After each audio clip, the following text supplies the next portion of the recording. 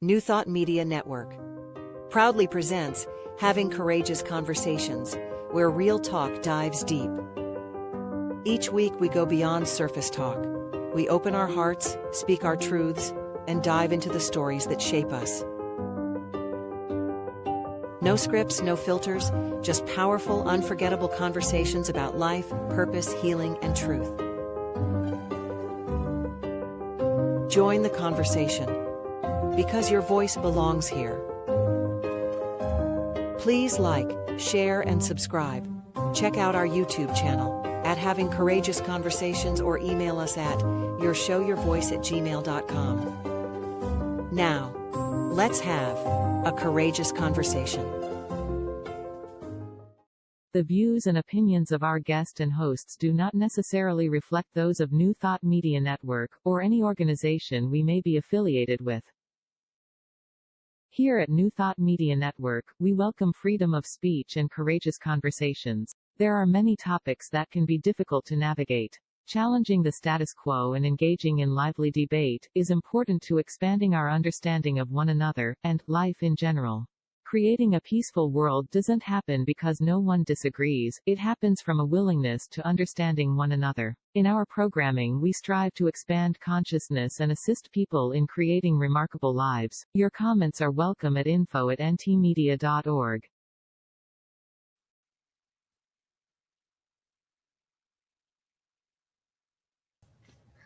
Good afternoon, good evening, good morning, wherever you are coming to us from, whether you are live or you are watching this show after the live session. Welcome to today's episode of Courageous Conversations. Having Courageous Conversations is a heartfelt, spirit-led online series where we explore the transformative power of honest dialogue. Rooted in authenticity, compassion, and spiritual awareness, this show invites voices from all walks of life to engage in meaningful conversations. Many times, conversations we often avoid, but deeply need to be having. I'm Cheryl Rogers, and I'm delighted to be here with my wonderful co-host, Mark Dupuis. And together we'll be guiding this conversation with Jules and Josh Fritz, which is an absolute joy. If you've been with us before with them, I know that we'll have fun today. So Mark, I'm going to hand over to you. Thanks, Cheryl. And it's a pleasure to co-host with you. And now I'm going to introduce Jules and Josh, and I've done an abbreviated introduction because I know we will talk further in the show. And so here we go. Jules and Josh help leaders, organizations, and entrepreneurs align their authentic selves with how they show up in the world so they can find freedom, create impact, and lead with clarity. Part 2, I think there's actually a part 3 in this, but part 2 of their journey, Courageous Conversations. Jules and Josh Fritz move beyond their origin story and into lived experience. Together, they explore what it truly means to live in alignment, not as an abstract idea, but as a daily practice shaped by values, choices, and priorities.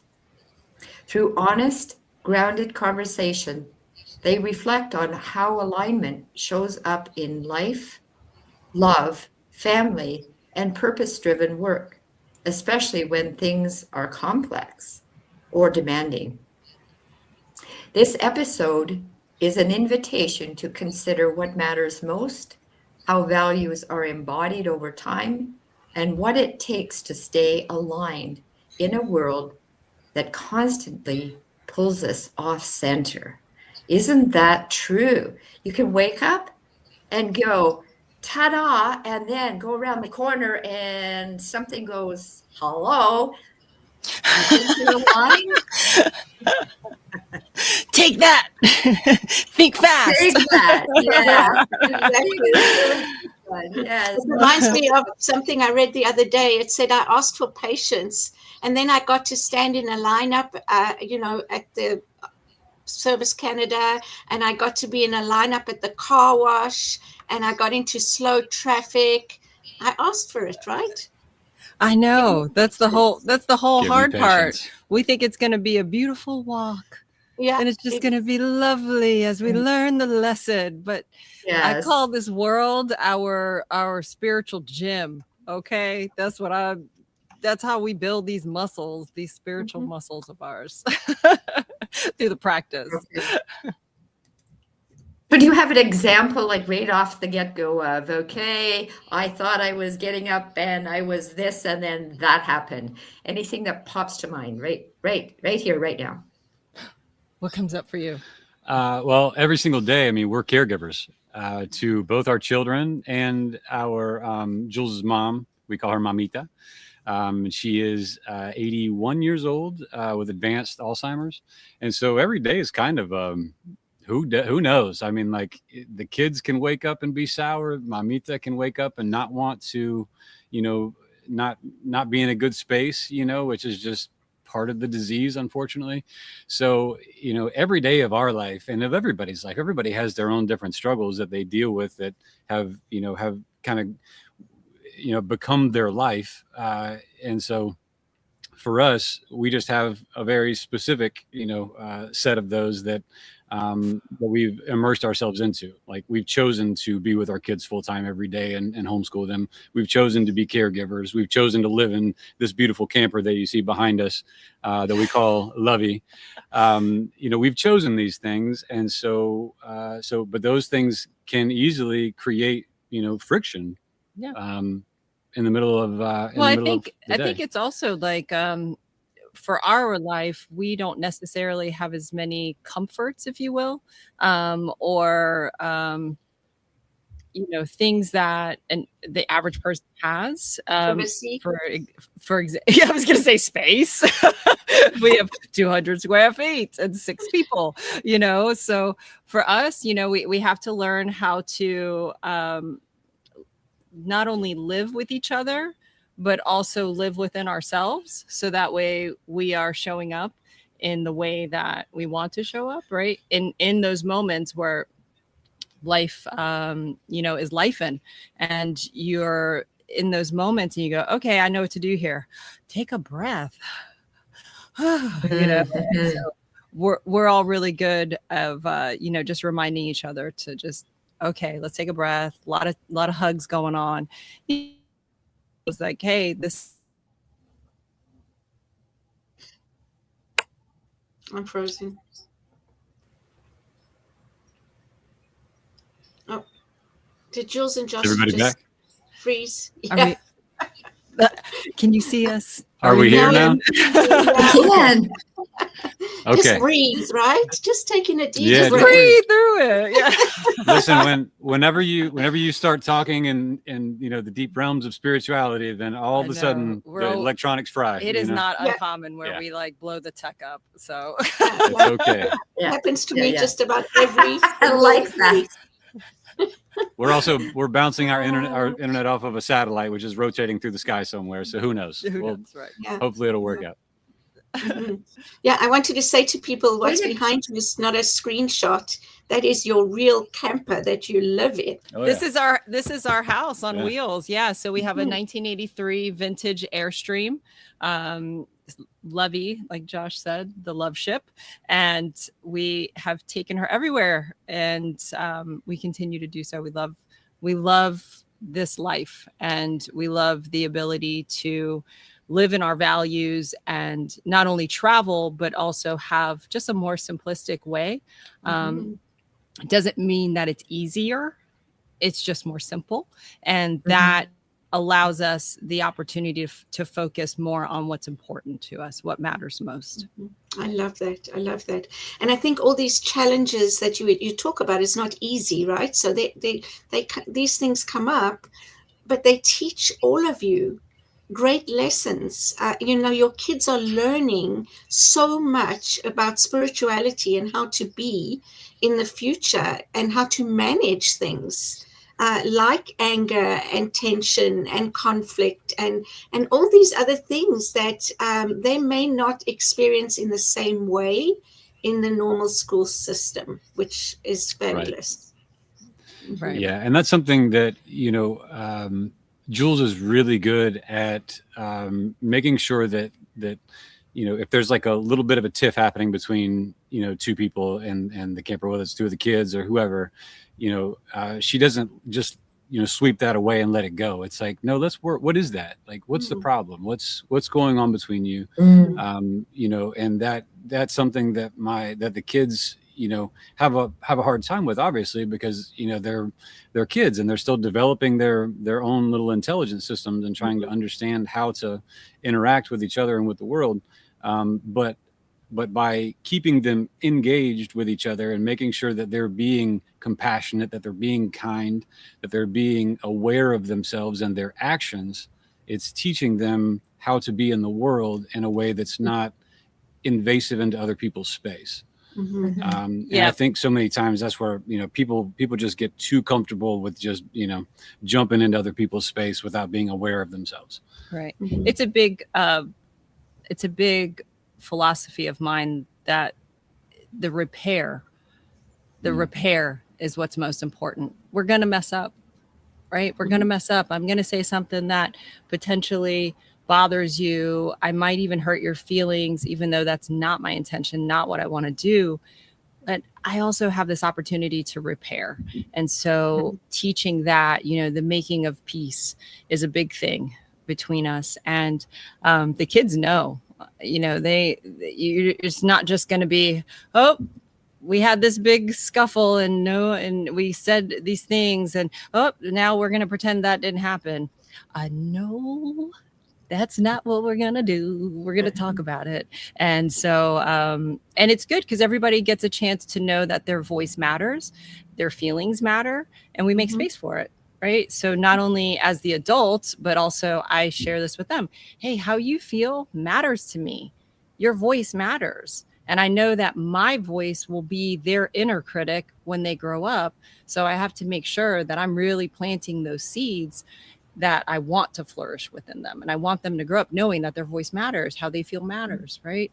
It's really important. So, yeah, when we started really digging into emotional intelligence, I remember our oldest Julian saying, wow, I'm really glad that the kids in school get to learn about this kind of stuff. And I was like, the kids in school don't really get to learn about this. And he goes, what? How could they not learn about this? So it was just, such a moment of realizing his value, right? Knowing the value of this teachings, right? Of knowing that this is important.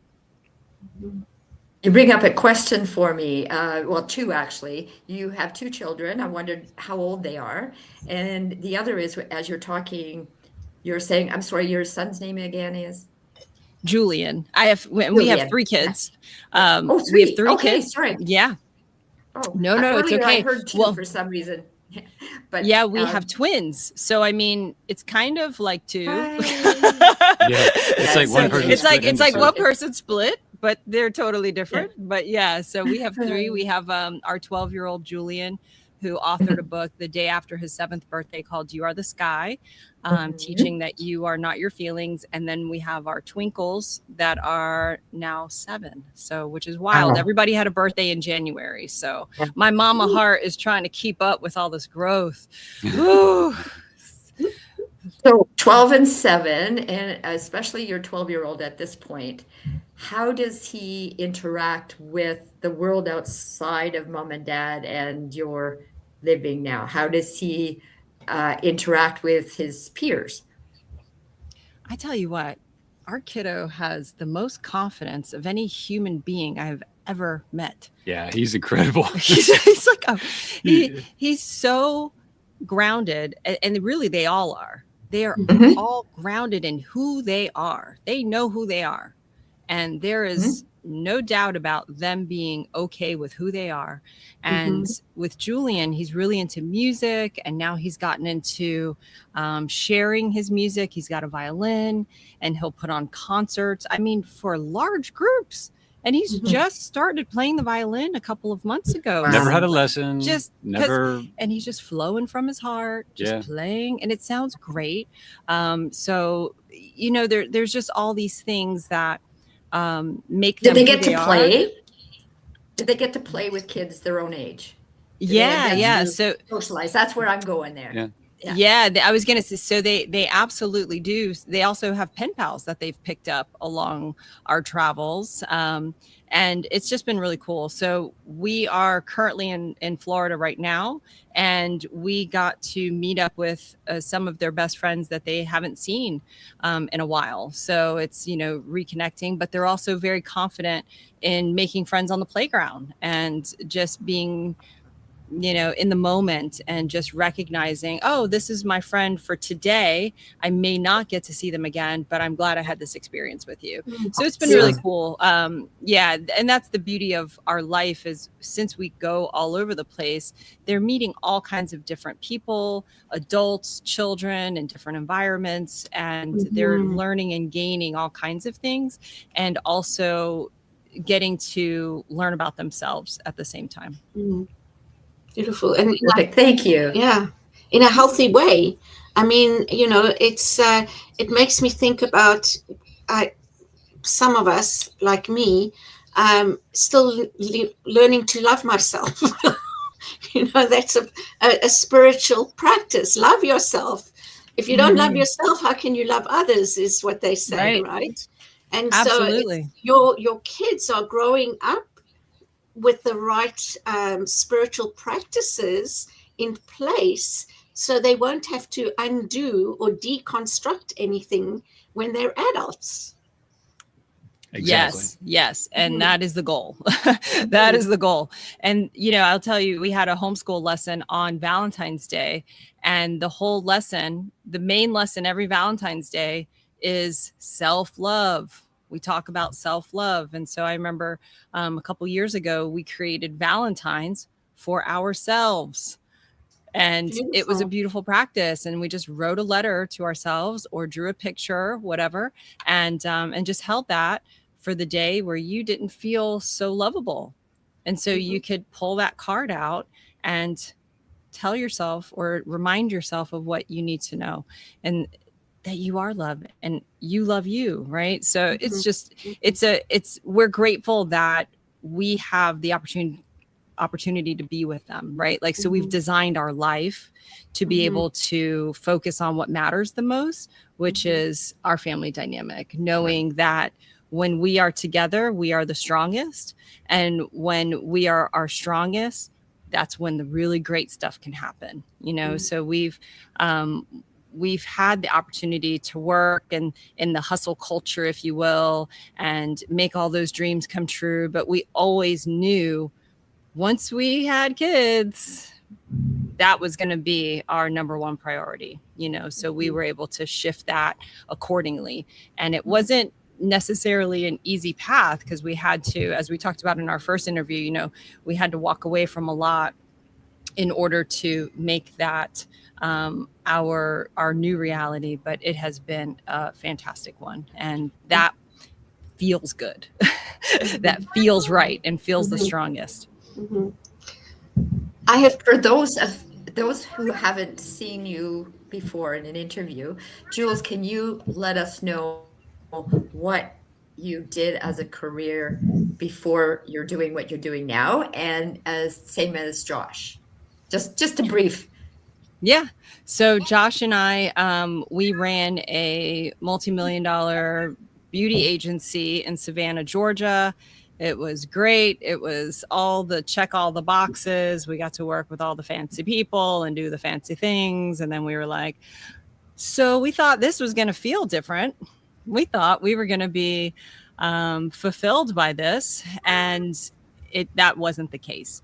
So we decided to leave at the height of my career as the makeup artist, the head makeup artist for the company, and get into this camper right here with Julian, and who was 3 at the time. Julian was just shy of 3, and we hit the road and we took a leap of faith, and it was exactly what we needed to do, exactly in the moment that we needed to do it. And just as a side note to understand the reason towards that shift, I've always been I'm a background guy. I'm a tech guy. I'm a fix it. I can, you give me a problem or tell me you want to do something and I can figure out how to do it.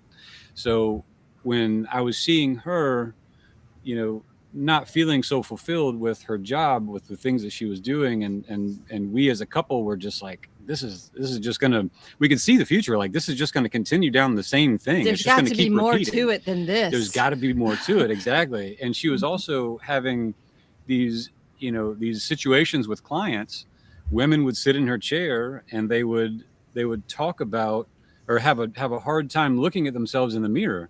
And then they would open up to her, and she became like a chair-side therapist, And so in her, she was feeling this need to move beyond makeup, move beyond beauty, and explore this deeper aspect of who she was, because it was coming out.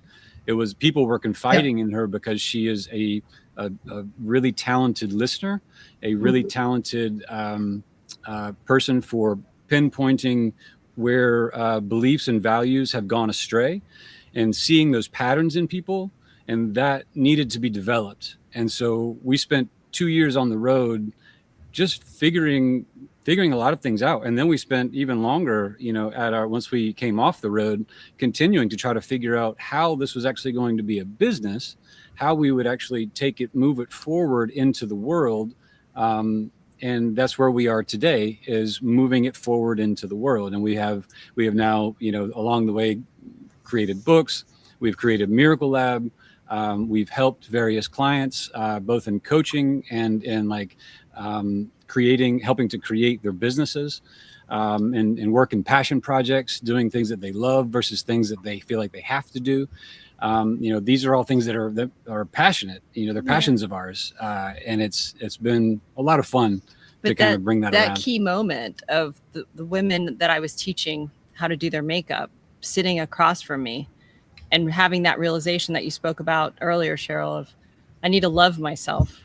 But their idea was, I can't love myself. I'm not worthy. I'm not enough. And all of that started pouring out. So there was that kept happening.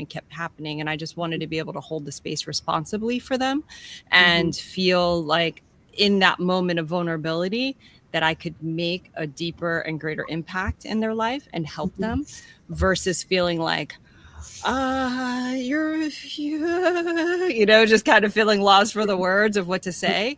And, just kind of doing the best I could. I wanted to get trained in holding that space responsibly and feeling solid in myself, of knowing what I was doing, that I could hold them, right? That I could hold that. And, for Josh, he was so supportive from day one on that. Like, yeah, this always happens to you. Yeah, it did. People just pour their heart out. And I'm like, and I'm here for it. I'm happy to. I feel like it's an honor. So develop for me to develop writing, for me to develop my area of focus on speaking, learn more about that wellness, counseling, and work more into those areas was really important for me to really develop that. And from there, things started to grow. It was like, oh, we're podcasting. Now I'm writing now every week on my newsletter. It just kind of kept developing another layer of it to now where we are with Miracle Lab and helping in the capacity that we're helping. Yeah. And what it made me think of was moving from outer beauty to inner beauty. Oh yeah, and integrating it really. Integrating it. Exactly. Yeah, because that's a big thing. Yeah. One of the things that one of my mentors says, if you don't go within, you go without. That's so good. That's so good.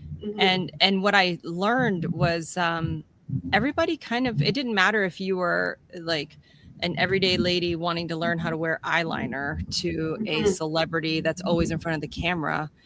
The core wounds, if you will, like the core insecurities were all pretty much the same. It all came down to worthiness. It all came down to that enoughness. And so for me to be able to go and say, okay,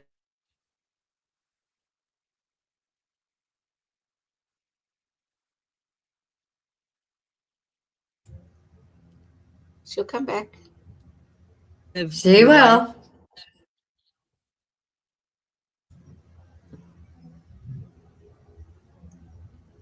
It's close enough to a commercial break. Should we go there to a commercial break now? Deja, what do you think? Are we back? Are we Just back? for you guys, yeah. So we missed whatever you said, Jules, in the last little segment. Oh, I was just saying that through that realization of the core insecurities of just knowing that we wanted to be able to help on that deeper level, and within that deeper level, knowing that we could also be the example of that, right? So like it really has nothing to do with you wearing makeup. It has nothing to do with that. It has nothing to do with how you look. It's about how you feel about how you look, right? Like, do I feel good about me, how I'm showing up? If I don't, that's a different belief system, right? And so being able to work in the belief system at the core was the real fun part for me, was to feel like, yeah, like now we're getting into the good stuff, right? And so for us to be able to live our life and be an example of, hey, if your dream of, if your desires are different than what the culture says, then that's okay, right? Yeah. Like, look at us. We walked away from things and we're still surviving, not only surviving, thriving, happy, feeling joy.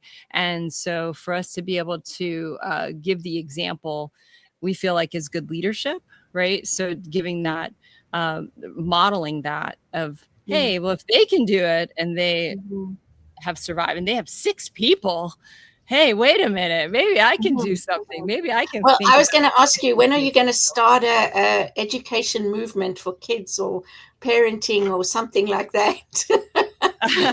Well, we definitely help families now, through Julian's book. So I've created 2 children's programs that helps kids to learn what to do with their feelings. And then my book is more of a companion guide of helping the parents then know what to do with the big feelings.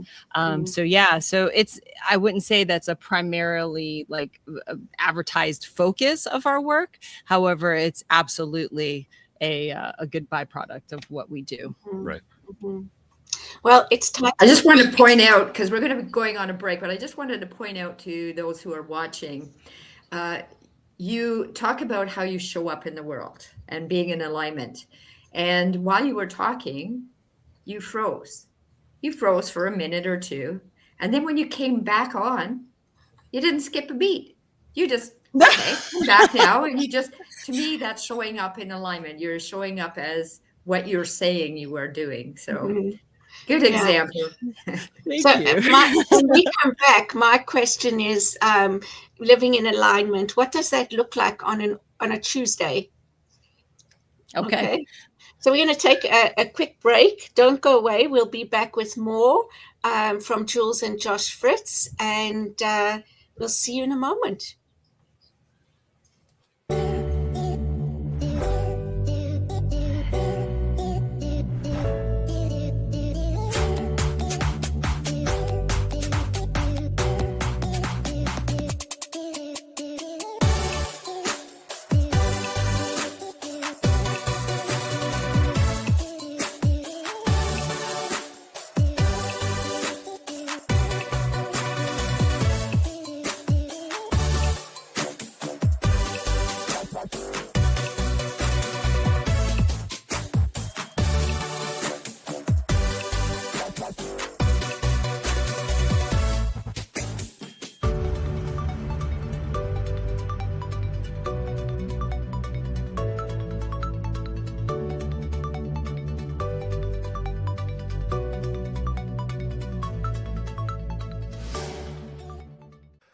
Please help us say thank you to all of our organizational sponsors, including the Hefferland Foundation, Affiliated New Thought Network, International New Thought Alliance, Science of Mind Archives and Library Foundation, Center for Spiritual Living Denver, Center for Spiritual Living Midtown, New Thought Philadelphia, Center for Spiritual Living United Life, Sunshine Cathedral, Planned Happiness Institute, Summit Center for Spiritual Living, One Heart Retreats, Universal Joy Center, Unity Kitchener, Unity Spiritual Center Ottawa, Home Center for Spiritual Living, Satya Center, Begin Within Ministries, Center for Spiritual Living North Jersey,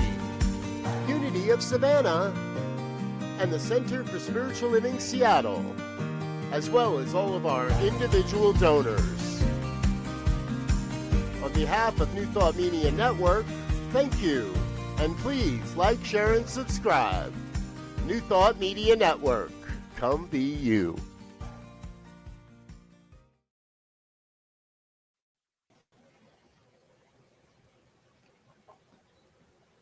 You're on mute, my dear.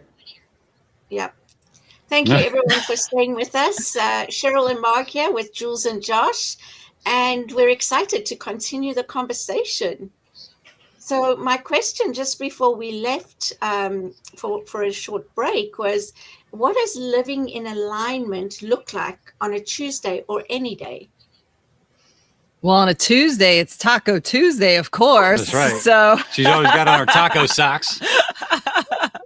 So having, and it's funny that you said a Tuesday, because I was like, I know exactly what happens. And so there's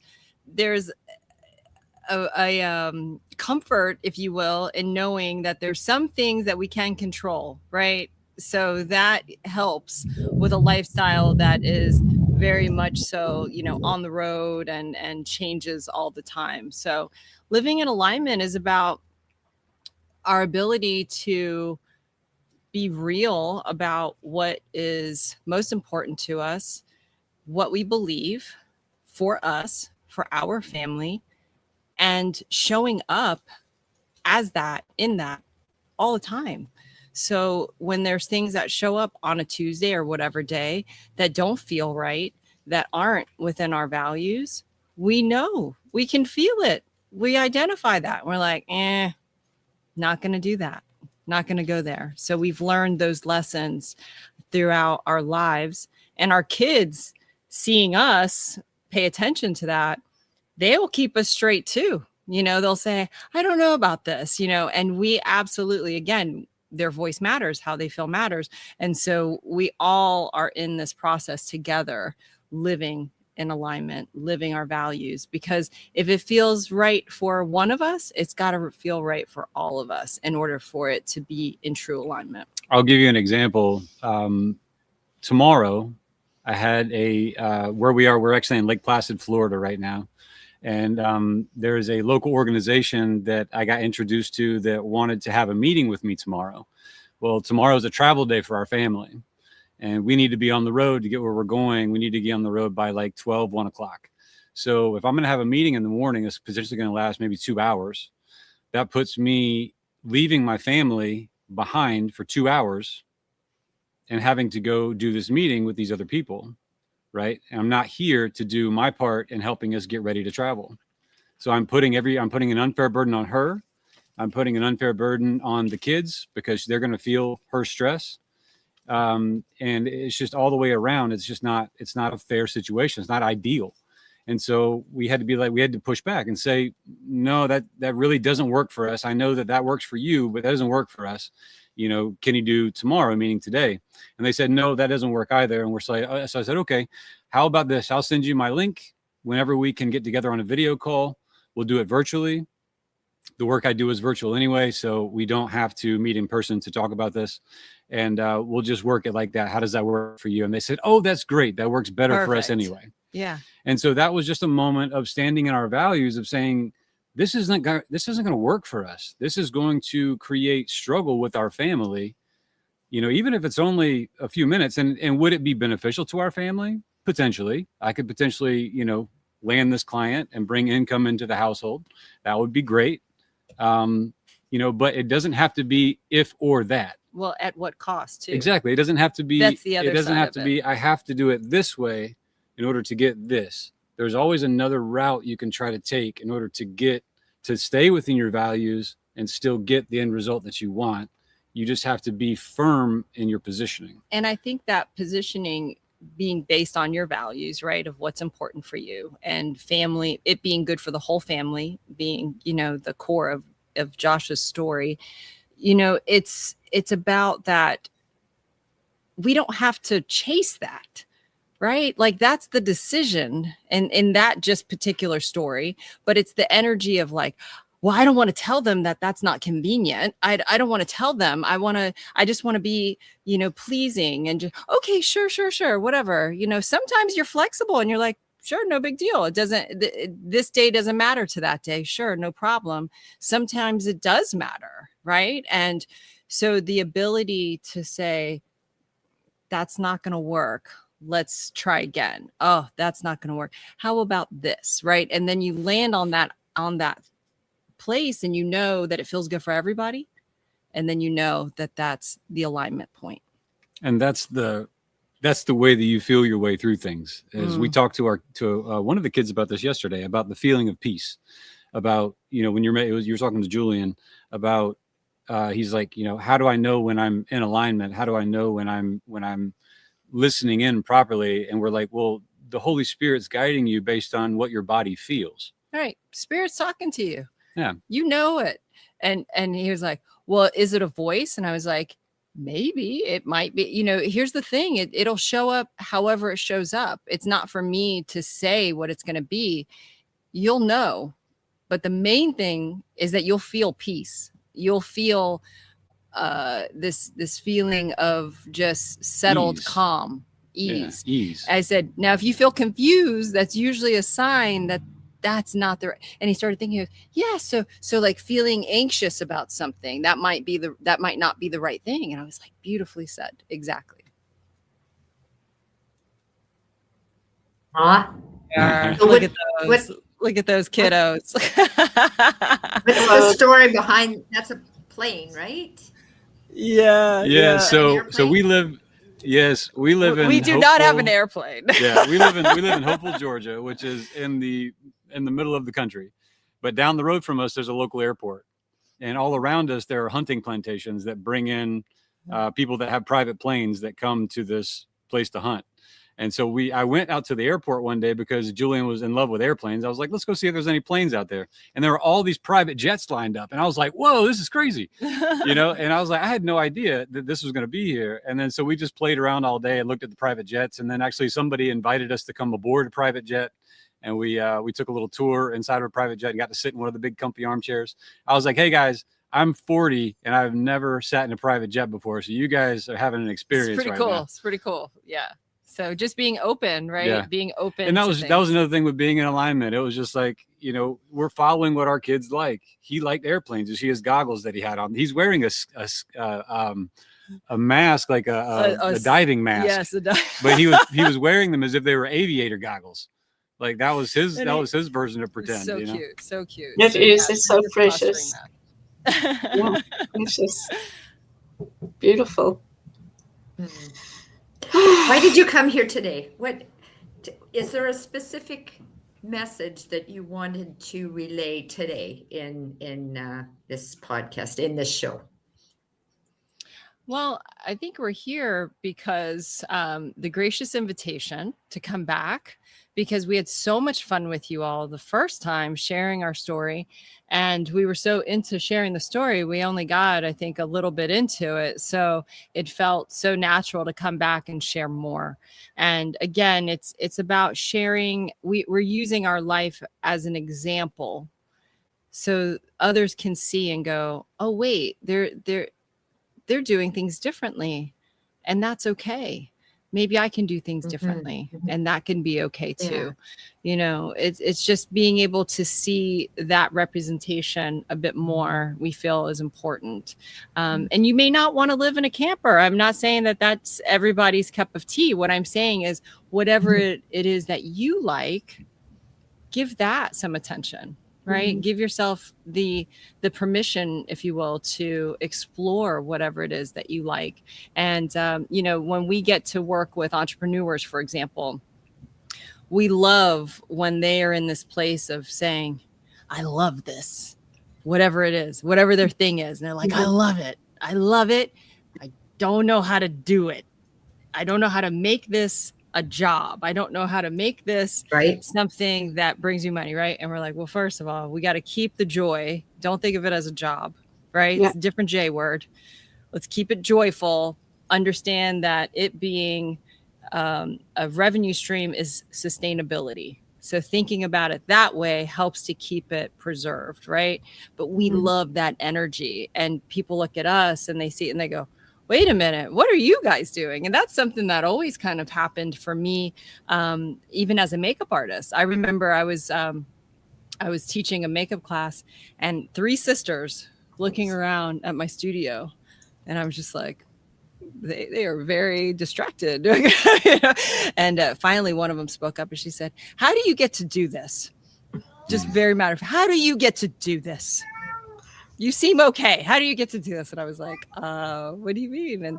And what the core of it, this was, again, one of my life coaching situations before I was actually coaching, right? And she says, it turns out she was in the process of going to medical school and didn't want to. She wanted to go into the family business of being a photographer. And she felt that she had already made this decision. And, she, you know, being an artist, if you will, was just not going to pay the bills. So she went the safe route, quote unquote, safe route. And so she was almost bothered by the fact that I get to do this, you know, but it was fantastic because we got to have a really deep conversation about what her true desires were. And so just the fact that she was so rattled by it, right? But I had to be living in my values. I had to be living my truth in order for her to see, wait a minute, I'm not in alignment. I actually don't love this program.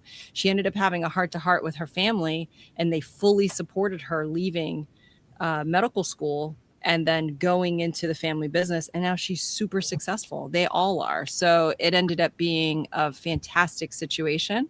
And had I not been living my truth and okay sharing that, then, you know, it might have been a different situation. So, and that honestly parallels my story, you know, a bit. You asked earlier what my background was before I ever met Jules, and where I was at in my life was I was essentially pushed as a kid, you know, to go out. I was told, you want to go on vacations, you want to have money, you want to have nice things, you go get a good job, you know, go get a good job, work your way up the ladder, do whatever you got to do, and you'll have all the things that you want. That was what I was taught as far as how things can go the way you want in your life. And so I came out of college, you know, graduated top of my class in college and came out, and I got a job in a corporate structure where I was trying to work my way up that structure, and it was slowly trying to kill me. It was destroying my values. It was taking me far away from my true self as being wholeness, right? It was a very difficult thing to manage, because I'm like, I have the things that I was told that I needed. I have the things. They're here. I did the things. I got the degree. I got the job. I'm good at it. I got the benefits. I got the bonuses. I got the car. You know, all the things. I got all these things, but it's not working for me. I don't understand what's going on here.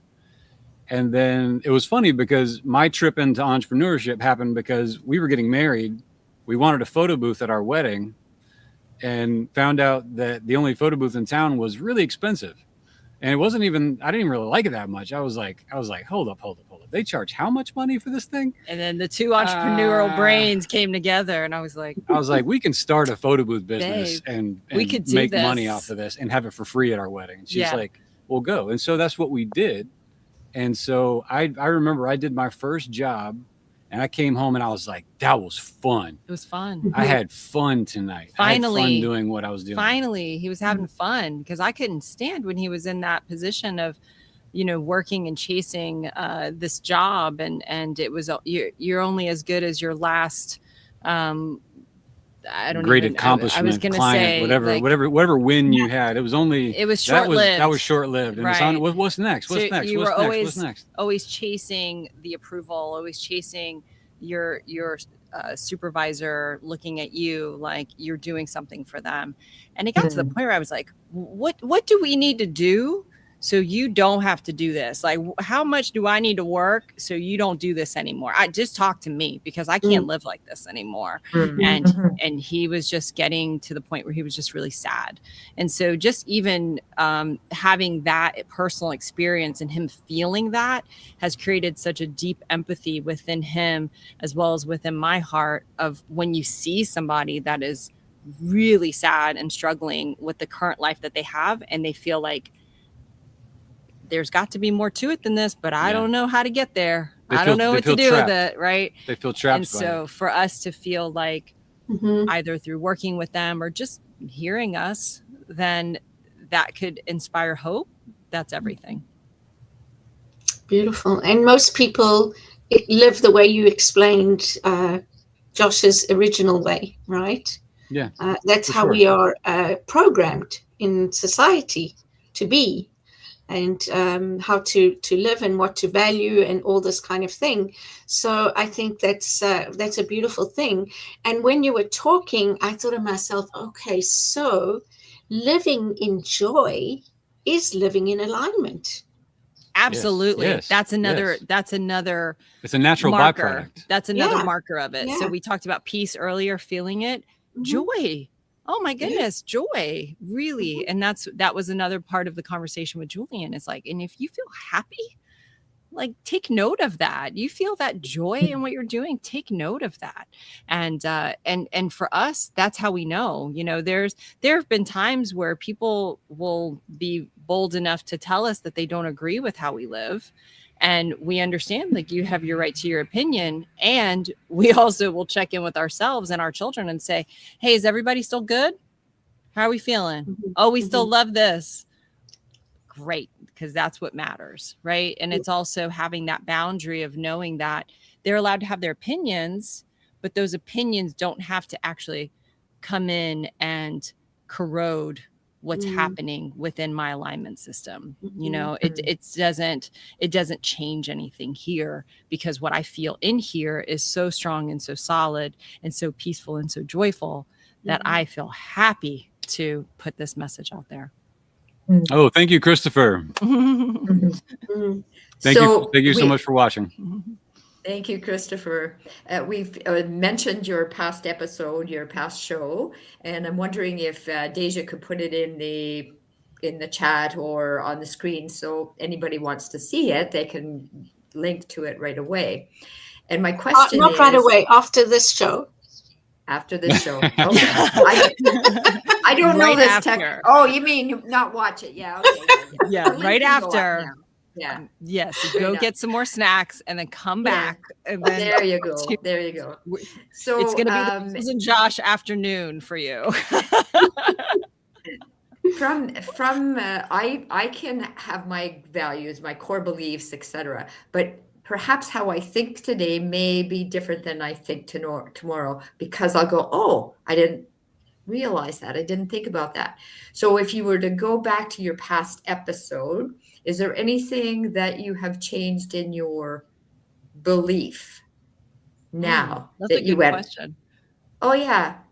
No, I think this now. That episode was about being fully connected in all of the different realms, right? So for us, being connected in our marriage, being connected in our family, being connected in our purpose work, being connected with ourselves, being connected with the higher power, all the connections, right?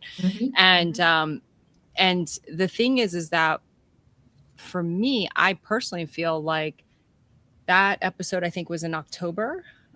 I feel that things are pretty solid. I still feel the way that I did. Mhm. But I love that you asked that question, because it is something that does take a certain amount of vetting and checking. It's an auditing, if you will, right? It's like an alignment audit where you have to check in and go, do I still feel that way? Okay, does that still feel true? And adjusting it, right? It's not like I write this in concrete, in stone, and that's it. Now I feel this way forever. No, it's got to be something that is also flexible with how much you're learning and growing, because my awareness may broaden, my heart may expand differently, I may have a different experience. So since that episode to now, I think our values have maintained. If anything, I think as a family, we've also had different experiences with oh, there we are. we've had different experiences with more travels and all that kind of thing. So I feel like we're always picking up more perspectives as we go, right? More perspectives. And just it deepens the value of inclusivity, of accepting what is, and also meeting people where they are instead of trying to drag them into your own reality, right? You know, like that type of place to be is really that position of love. And I think since the last episode, I've had a deeper understanding of unconditional love. That's something that I personally, within my values, have really been working in and deepening more. Right. Yeah, just understanding the conditional love that we've been grown up with, taught, right? And then also understanding, okay, well, how do I not only hold this unconditional love and receive it, but how do I just have this deeper relationship with it? And I keep using the word deeper because it feels like so intimate and so at the core, right? Because I feel like that is just the foundation for me. Anything for you? No, I mean, I think you said that well. There's definitely, you go through, as we travel and we see different people that we haven't seen in a long time. We recently went and saw family that we haven't seen in 15 years. I mean, they hadn't met our kids. And it was just a reaffirming of that, that we've made the right choice in living the life that we do, so that we can take ourselves and go to the places that we need to connect with people, because it's so hard to get everybody to come to you. Right. It's just really difficult to always be asking everybody, come to me. And so we're just like, you know what, we'll go to you. And so we travel around and we get to see all these people, and we don't just go and drop in for 2 hours and then leave. We're in their driveway. We're in somebody's driveway right now. Don't invite us over. Yeah. Unless you want us to come over. Because we're coming over. Okay, we're coming over. We're in somebody's driveway right now. We're at a friend's house. She has our kids inside watching a movie right now. She gets to play grandma, and doesn't have any kids or grandkids, so she gets to play like grandma. She loves it. She's like, I'm so happy. It had been, I don't know how many years before we got to spend time with this person that I was tight with when I was a little girl. She was a big influential grown up in my life that was very supportive and loving, and now she's with my kids right now, so I'm getting to have this experience with you all, and simultaneously another experiences happening as well. And with the South Florida, for example, it kind of plays well into what I was saying about unconditional love, because the family we went to see, that family member has dementia. And so she and my mom did not remember each other, right? Both having, one having Alzheimer's, one a different type. And so within that, they did recognize each other, though. On some level, the love within them totally knew, and they were so loving and caring. Kissed and each other. It was so sweet and precious. And we were like, oh my gosh, thank God we have the ability to come do this, because this is what matters. Who knows what's going to happen, right? And every day is not promised. So for us to be able to say, hey, we're going to come over for the weekend and we're going to just give them space to just be, it was priceless to be able to have that experience. So yeah. Beautiful. Yeah, beautiful. And it sounds like what you're talking about is evolving, right? It's an evolution when you expand in yourself. And you bring that to everything and everyone around you. And that story That's about the your goal. mom, and that, is just, like you said, precious, absolutely precious. So people do have a hard time when we leave. I will say that our family has an effect on people because, and I think it's just because, a lot of people, they don't understand our life from a distance. They're like, I don't get what you guys are doing. But then when we go visit, they're like, I get it now. They see that there's a really strong family unit. They see a really loving group of people. They see our kids who are very well adapted and they're very confident in who they are. And they're like, you guys are doing it right. That's what we hear over and over again. You guys are doing such a good job as parents. You guys are doing it right. Which is a beautiful, like, cherry on top to the feeling like you're doing it right, though. Right. You know what I mean? Like, that's nice. And I love hearing that. Thank you so much. Right. And it's also like, thank you for recognizing what I feel inside. That's really what the truth of it is. And I know that this moment of time that we're in with our kids being the ages they are and still being kids, is very precious. And I just want to be available to it and soak it all up and, have no regrets on it and just feel like, man, I got every bit of it that I could. I left no life on the table. Okay. I got it all. I snatched it up. I didn't leave any behind. Yeah, that's beautiful. So we are coming to the end of our show, which, we're always surprised by, but, I'm thinking, like, what would you maybe like to say to other parents out there, about raising their kids in alignment?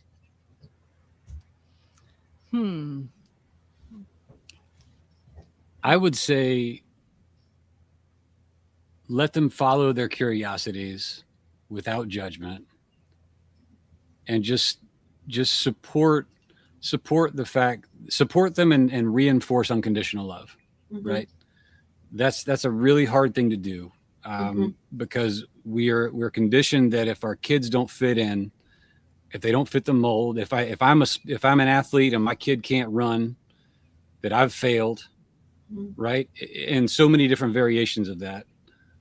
Your kids are going to be who they're going to be. And the best thing you can do is let them know that they are loved and accepted for who they are, no matter what. Yep. There's nothing that can stop that. And if they believe that is true from the people they love most, who is their parents, if they believe that, then they will be okay. For me, the biggest thing is that for kids to know that you are on their team, you are on their side. Knowing that is really such a powerful structure and foundation, and being able to go in and repair and being able to say, hey, I messed up on that one, or I didn't mean to say that. I shouldn't have said that, whatever, as the parent going in and being big enough, brave enough. I was embodying those values, right? Everyone messes up, but the repair is really the gold of it. And that knowing that makes us stronger. It doesn't make me look weak. It teaches so much, and it forges that bond in such a beautiful way that would be my biggest point to share. Beautiful. And so in wrapping up, if anybody that's watching, wants to follow us and know what's going on, we're not huge on social media, but Jules writes a beautiful weekly newsletter. Please go to themiraclelab.org and sign up for our newsletter. We also are traveling around and we do keynote speaking and workshopping, and are happy to, travel to where you are. So give us a call. Beautiful. Yeah, get in touch. Beautiful. What a wonderful way to wrap up. Thank you so much. You are such wonderful guests to have. And we always look forward to seeing you guys and hearing from you. And like you said, perhaps we'll do this again, maybe in Canada or up north in the summer. Where will we be next? Where To be in the world? determined. To be But thank you for determined. being So- such kind host and so thoughtful in your questions. It's always a pleasure and an honor to share space with you. Thank you. So to everybody that's watching, please like, share, and subscribe.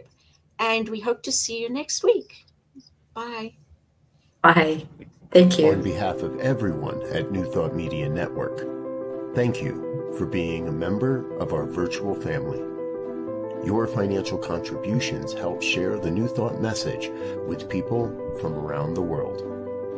Please visit and contribute at